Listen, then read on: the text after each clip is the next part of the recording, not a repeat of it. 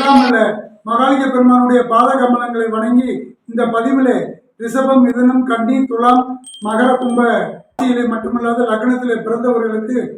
வரக்கூடிய குரு தசையாகப்பட்டு மட்டும் அல்லாது கோச்சாரத்திலே குரு பயிற்சி நடக்கும் பொழுது நன்மையை செய்ய நவக்கிரக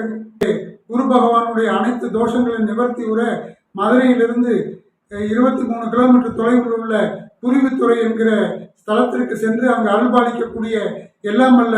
சித்திரத வல்லப பெருமாள் சுவாமிக்கும்